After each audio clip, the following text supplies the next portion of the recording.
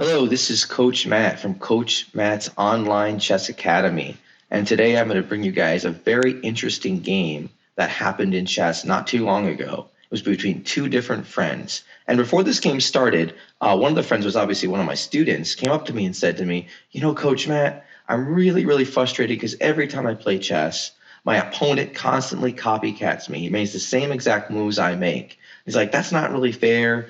And that's not something I want to deal with. And I told the student, I said, if they copycat you, every single time they do that, they're one step behind you. And this is a very good example of a chess game where one side is going to definitely get the advantage because they had the first move and their opponent copycatted them. So let's start off with the first move of this game, which was pawn to e4. That's one of the standard opening moves in the game. It allows, of course, the bishop to come out right away if it needs to. It allows the queen to come out as well if it needs to.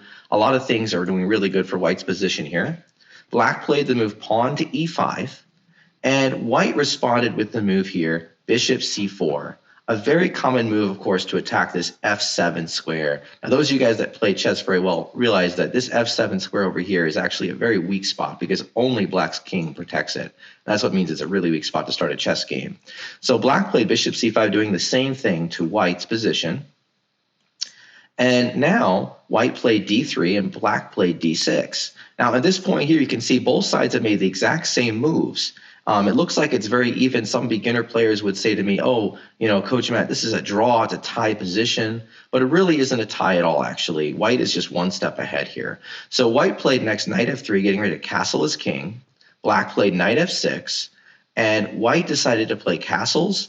And Black also decided to castle. So here, White played knight to c3, Black played knight to c6, White played bishop to g5, and Black played bishop to g4. White played knight to d5, and Black played knight to d4.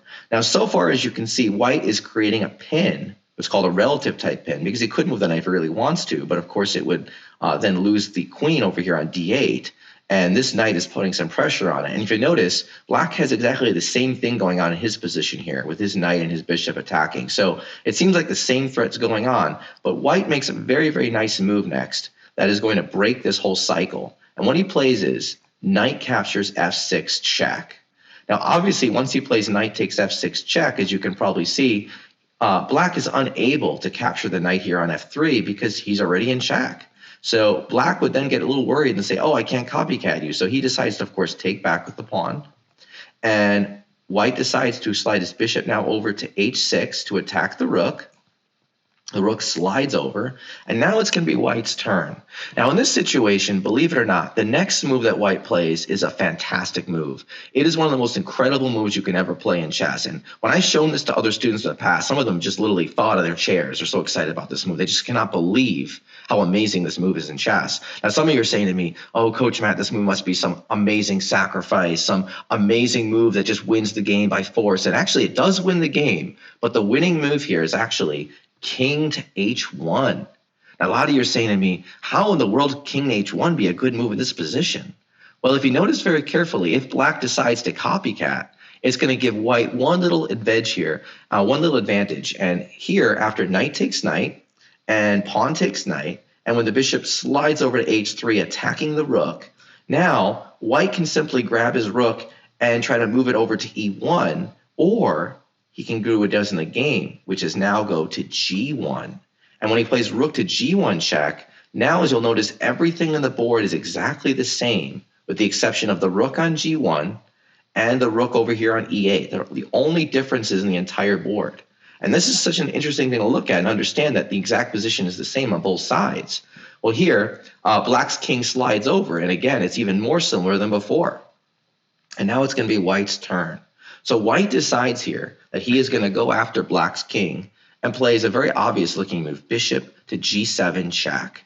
And this, of course, is going to attack the king and force him to move over to g8 because capturing the bishop would be unfortunately against the rules for Black, as the rook would then take him. So he slides his king over. And now, if you'll notice, my friends, his rook is now in line with the king. All White has to do in this circumstance is move his bishop out of the way to do what's called a discovered check. So White performs the next move here, which is bishop takes f6 check. Now, some of you say, how is it check? Well, again, The rook over here on g1 is now checking the king.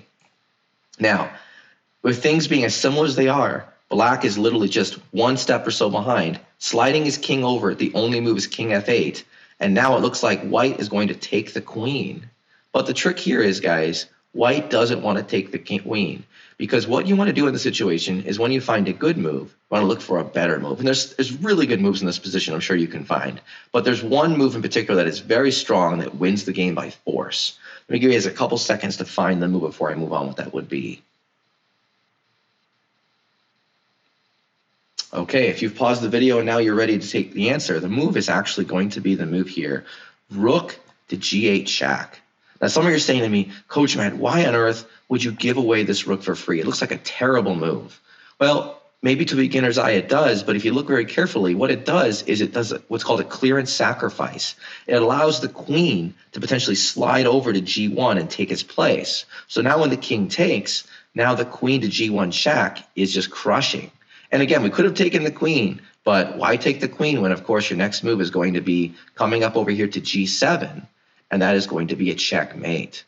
Now, hopefully in this game, you guys have learned what a difference it's going to be in the game in terms of the fact that one move can make such a difference in that particular position. And you can see right now how a copycat position can be defeated. Well, thank you so much for listening to this video, and hopefully we'll see you guys in the future. Thank you.